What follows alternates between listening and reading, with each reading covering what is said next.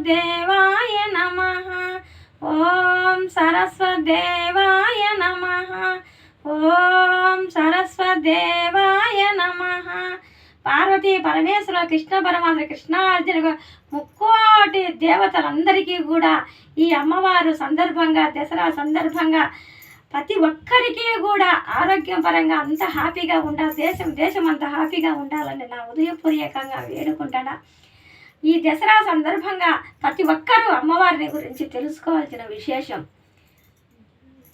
జనని జనని శివకామిని, జనని శివకామిని, జయ శుభకారిణి విజయ రూపిణి, జనని శివకామిని. అమ్మవు నీవే, అమ్మవు నీవే అఖిల జగాలకు అమ్మలగన్నా, అమ్మవు నీవే, నీ శరణములే, నీ శరణములే నమ్మితినమ్మా, నీ శరణములే నమ్మితినమ్మా, శరణము కోరితి అమ్మ భవానీ, జనని శివకామిని, జయ శుభకారిణి విజయ రూపిణి, జనని శివకామిని. నీదరినున్నా నీదరినున్నా తొలగు భయాలు, నీ దయలున్నా కలుగు జయాలు, నిరతము మాకు నిరతము మాకు నీడగా నీలాసి, జయముని అవే అమ్మ భవానీ, జనని శివకామిని, జయ శుభకారిణి విజయ రూపిణి, జనని శివకామిని. ఈ దసరా సందర్భంగా ప్రతి ఒక్కరూ తెలుసుకోవాలి విశేషం ఏమంటే, అంతా దసరాకు అనేది అమ్మవారి కాడికి ప్రతి ఒక్కరూ ఇల్లు వాళ్ళు అనుకోకుండా ప్రతి ఒక్కరు ఈ దసరా సందర్భంగా హ్యాపీగా ఇళ్ళల్లో ఖుషిగా ఒక పండగ లెక్కన ఈ 10 రోజులు నవరాత్రులలో బ్రహ్మాండంగా అమ్మకు చేసుకోండి. ప్రతి ఒక్క ఇంట కూడా అందున సందేహం లేకుండా కొలువు తీరి తప్పకుండా ఉంటుంది.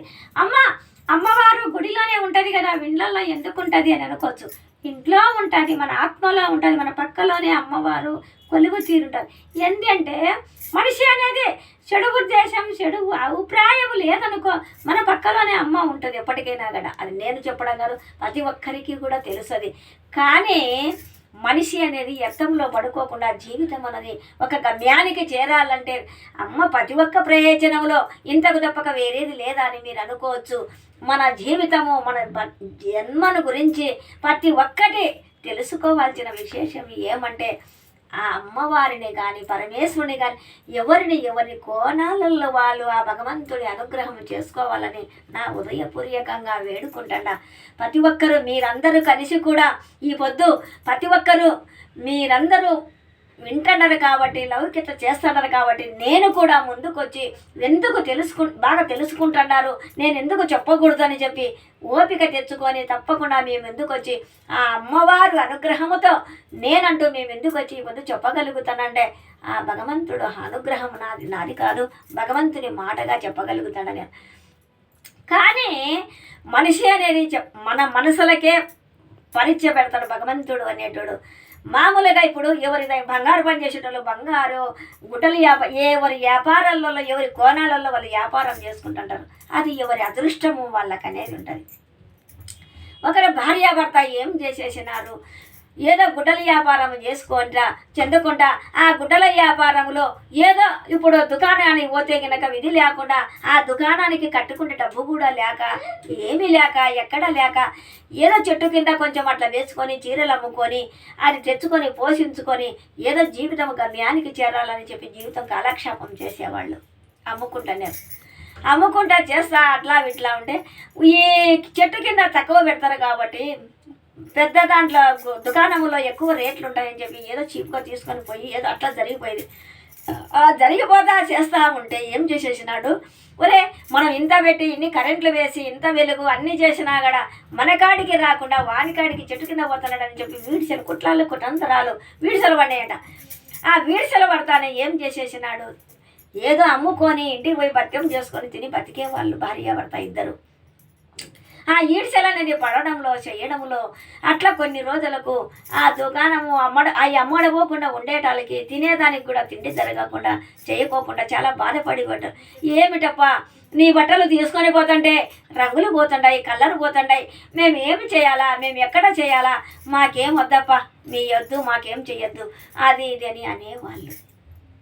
అప్పుడు ఏమి చేసేసినాడు, భార్యాభర్త చింతాకాంతుల్లో తిన్న కూకొని ఆలోచన చేసి, అమ్మా మాత జగన్మాత నీ బిడ్డలము కదమ్మా, మాకు వ్యాపారం ఉంటేనే కదమ్మా పూట గడుపుకుండేది, వ్యాపారం లేకుంటే మేము ఏమి గడపాలా, ఎక్కడ చేయాలమ్మా, మాత జగన్మాత జగజ్జనని జగన్పాణి తల్లి నీ అనుగ్రహం అనేది మాకు కురిపించమ్మా అని రెండు చేతులు జోడించే ఆ భార్యాభర్త వేడుకొని చాలా బాధపడినారు. నువ్వు ఇస్తేనే కదమ్మా, ఆ డబ్బులు వస్తేనే కదా మేము దుకాణానికి పోయి తెచ్చుకొని వండుకొని తినేది, లేకుంటే మేము ఎట్లా తినాలమ్మని బాధపడేవారు చాలా చింతాకాంతులు అయ్యానంట. అప్పుడు ఏమి చేసింది ఆ అమ్మవారు, ఏం చేసేసింది, నాయన నాకు ఒక చీర ఇస్తావా అనేదంట. నీకు రోజు అమ్మవారికి ఒక చీర అక్కడ పెట్టేసి అమ్మ నీకు వాటా ఇదమ్మా అని చెప్పి చీర పెట్టిపోయి వ్యాపారం చేసుకొని అట్లా అమ్మవారికి అనేది ఒక చీర పెట్టుకుంటూ పోయి వ్యాపారం చేసుకుంటే వాళ్ళ జీవిత కాలక్షేపం చేసేవాళ్ళంట. కానీ ఏమయ్యిందంట, వ్యాపారానికి ఇది వ్యాపారము లేకపోయా, వండుకొని తిందామనుకుంటే పత్యము రాకపోయా. అప్పుడు ఆ దుర్గామాతను అమ్మవారిని రెండు చేతులు ఎత్తి నమస్కారం చేసి భార్యాభర్తలు చాలా ఏడుపుతో బాధతో ఏడుకున్నారంట. ఏడుకుంటానే, నాయన నీ ఇంటి వెనకల ఒక బావి ఉంది కదా, ఆ బావిలో నీళ్ళల్లో నీ బట్టలు నీ అన్నీ కలిసి నీ బట్టలన్నీ దేవి ఇట్లా అంతా దేవేసి ఆరేసుకొని వ్యాపారం చేసుకోపోనాయన అనేదంట. ఏదో అని బాగానే ఉంది కదా అని చెప్పి చేసి నీ భార్యను ఒకటి కట్టుకోమను అని చెప్పానంట. వాళ్ళ భార్య కట్టుకుంటే ఆ నొప్పులు కాళ్ళ నొప్పులు అన్నీ పోయినాయంట. ఇంకా ఈ వ్యాపారం చేసుకొని నువ్వు బతుకున్నాయన నీ జీవితము నీకు పత్యం అనేది వస్తుంది అని చెప్పానంట. సరేనా తల్లి అని చెప్పి ఆ బావిలోనే ఎప్పటికీ ఆ బట్టలన్నీ దేవుకొని ఆరేసుకొని మడత పెట్టుకొని అట్లా చేసుకుంటే వ్యాపారం పుంజుకునంట. కొనండి అమ్మా సీరియలు కొనండి, ఆరోగ్యం బాగుంటుంది, మీ అన్ని జబ్బులు పోతాయి, నొప్పులు పోతాయి, ఏదో ఆయన చూసిన బతుకుదేరు అనేది ఆయన అమ్ముకుంటా మళ్ళీ చేస్తా యథాపకారం చేసుకుంటా ఉండేవాడంట. ఆ వ్యాపారం చేసుకుంటా యథాపకారం ఉంటే కనుక ఏమైందంట, అప్పుడు ఒక ఆమె ఏం చేసేసింది, ఒకటి ఒళ్ళు నొప్పులు అని చెప్పి ఒక ఆమె ఎత్తుకొని పోతే ఒళ్ళు నొప్పులు తగ్గిపోయినాయంట. తర్వాత ఇంకొక ఆమె వచ్చి అంటే అమ్మవారి అంశం అది, మామూలు ఆశామాశైన అమ్మవారు అనుగ్రహము కాబట్టి వాళ్ళకి ఇది. కానీ మళ్ళీ ఒక ఆమె ఏం చేసిందంట, అమ్మ చీర తీసుకోమ్మా అని అంట. ఎందుకయ్యా నీ కాడ చీర తీసుకుంటే అవద్దు, నీళ్ళ తీసినా అట్లా పోయింది కదా తీసుకొని అమ్మ తర్వాతనే డబ్బులు ఇచ్చిపోమ్మా తీసుకోపో అన్నాడు. సరే ఒక పని చేస్తాము, మా అత్తగారికి ఆరోగ్యం బాగలేదు, మా అత్తకు తీసుకుపోతాలి అని చెప్పి డబ్బులు తర్వాత ఇస్తానని చెప్పి అని ఆ ఒక్క చీర ఎత్తుకొని పోయిందంట. ఆ చీర ఎత్తుకొని పోయి వాళ్ళ అత్తగారికి కట్టించేసిందంట. వాళ్ళ అత్తగారికి కట్టిస్తానే ఆ ఆమెకు కూడా జ్వరము తగ్గిపోయి చాలా హ్యాపీగా ఉన్నది. అప్పుడు ఒక్కొక్కరు అందరూ కలిసి చీరలు కొనుక్కొని ఆయనకు వ్యాపారం అనేది పెంచినది. ఆ మహాతల్లి అనుగ్రహము వ్యాపారం అనేది పెంచింది. ఆ వ్యాపారము పెంచుతానే ఏదో వాళ్ళు అట్లా చేసుకుంటా పోతా.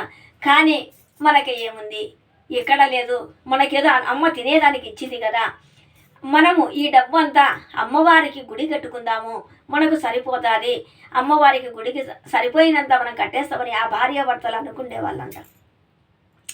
ఈ పక్కన దుకాణం ఉండేటోడు ఏం చేసేసినాడు ఆ చేటు, అయ్యో ఏమిటి పరీక్ష, చెట్టు కింద ఉండేటోనికి అట్లా పోతుండయి, మనకు అస్సలు మన వ్యాపారమే లేదు, ఒక పని చేస్తామా మనకు కూడా ఒక చీర తీసుకురాపోని ఒక 200 ఇచ్చి పంపించినాడు. 200 ఇస్తే మాకు కూడా ఒక చీర అంటే ఇది 200 కాదు, మాకు ఇప్పుడు రేట్లు పెరిగినాయి 5,000 అది ఇట్లా. సరే నువ్వు పక్కన అంగడే కాబట్టి 1000 రూపాయలకి ఇస్తాను పో అని చెప్పి ఆ సేటు గుమస్తా వచ్చే 1000 రూపాయలు ఇచ్చి ఒక చీర తీసుకొని పోయినాడంట.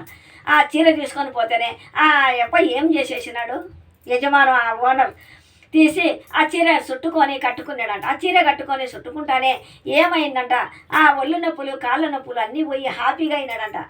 అందుకోయే ఆ చెట్టు కింద పెట్టుకున్నా కూడా ఏమి మాయ చేసినాడో ఏమి మంత్రం చేసేసినాడో ఇంత ఇదిగా పోతుంటాయి, మనకు కూడా కాళ్ళ నొప్పులు తగ్గిపోయినాయి కదా, ఇదేదో బాగుంది కదా అని ఒక ఆలోచన, దురుద్దేశం ఆలోచనతో ఏం చేసేసినాడంట.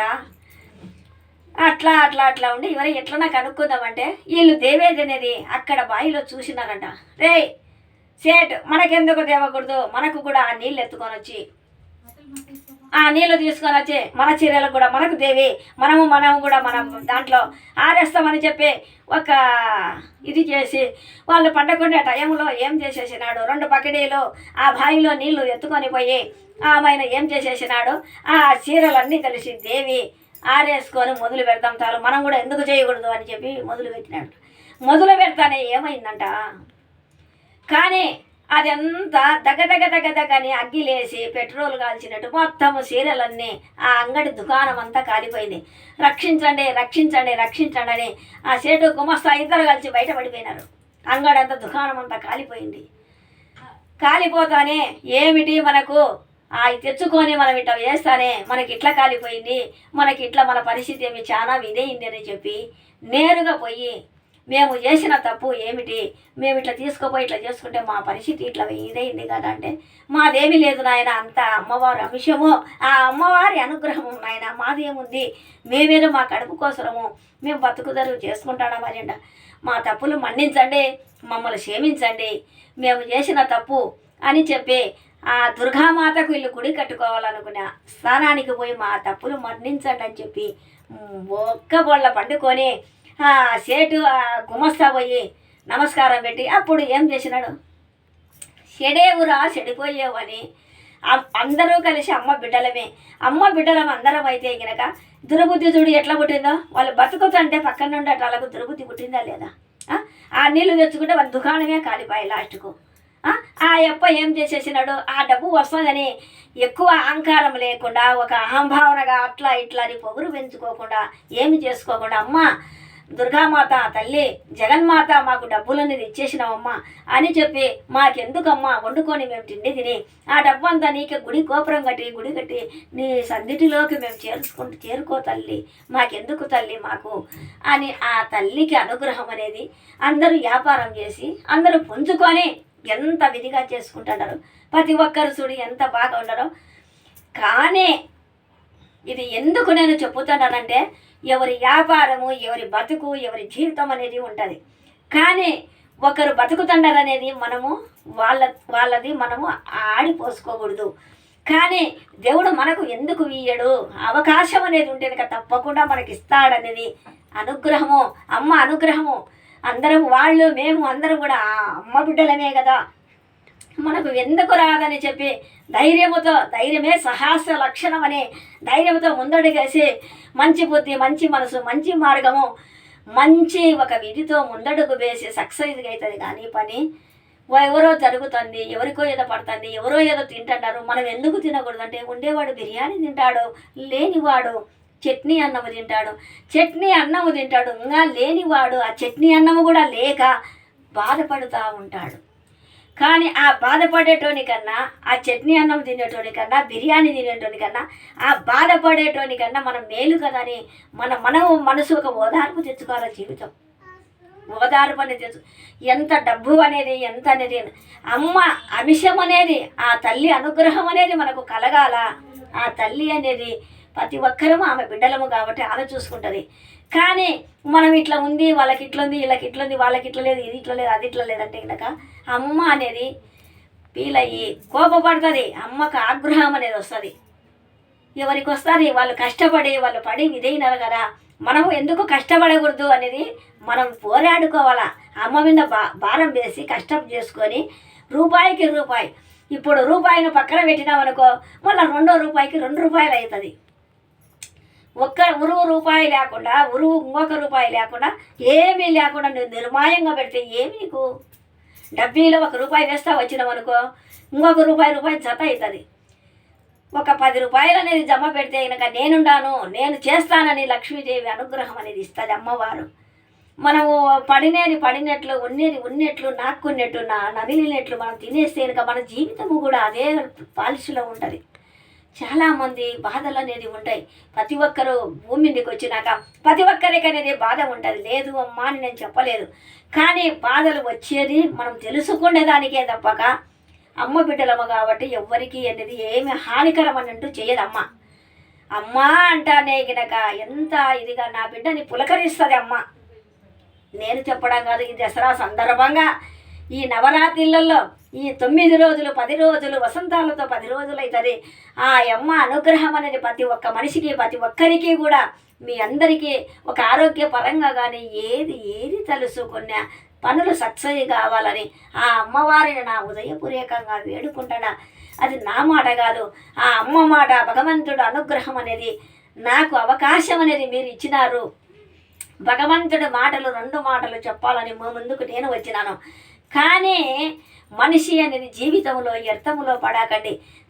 మరీ మరీ మరీ మరీ చెప్పడం ఏమిటంటే మనిషి అనేది వ్యర్థములో పడుకోకుండా గమ్యానికి చేరాలంటే రామ రామ రామ రామ అని ఆ భగవంతుని నామస్మరణ చెయ్యండి. మూటికి ముమ్మాటికి మీ ఆరోగ్యమే మహాభాగ్యమని ఆ నామస్మరణలోకి మన జీవితం అనేది వెళ్ళిపోతుంది. అది నేను చెప్పడం కాదు, ఆ భగవంతుడి మాటగా నేను చెప్పగలుగుతాడా. నామస్మరణ ఎంత మనిషి జీవితంలోనేది చేస్తే గనక అంత గమ్యానికి మనం చేరగలుగుతామని తప్పకుండా. కానీ మనం ఎంత చేసినా ఎంత పడినా ఎన్ని మాటలు ఈ కడుపుకు అనేది ఎన్ని మాటలు తింటాం, 1 2 3 ఇంకా తింటానే ఉంటాం, మనం వేస్తానే ఉంటాము కడుపు.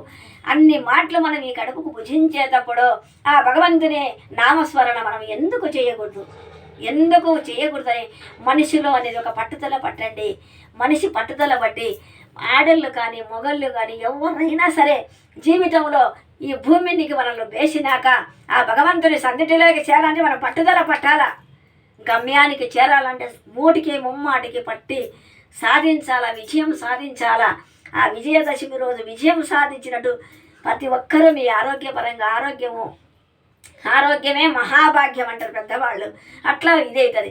కానీ నువ్వు ప్రసాదాలు గిసాదాలు అన్నీ అక్కడ పెట్టి అన్నీ ఇది చేసి అమ్మ నాకు ఇది కావాలా, అమ్మ నాకు ఇది కావాలా, అమ్మ ఇది కావాలంటే అవన్నీ మనం అడగాల్సినంత అవసరం లేదమ్మకు.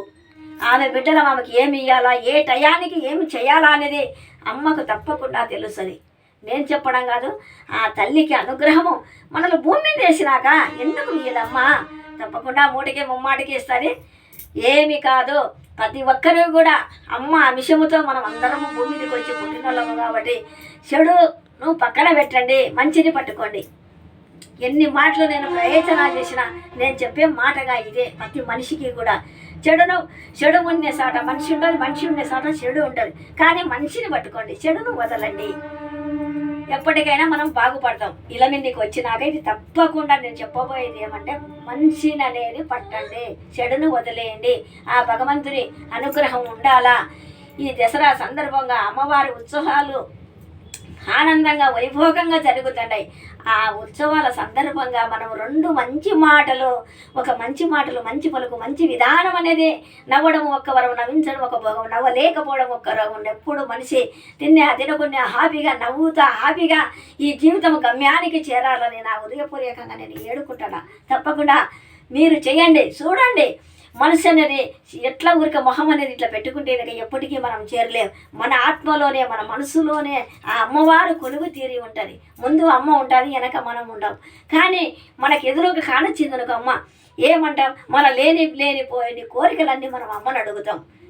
కానీ అమ్మ ఎప్పటికీ కానరాదు. మన మనసును ఎప్పుడు పరిమితంగా మంచిగా హ్యాపీగా పెట్టుకునేమో మన ఆరోగ్యము కానీ ప్రతి ఒక్కటి కూడా నువ్వు అనుకునే పనులు కూడా సక్సెస్ అయ్యేది.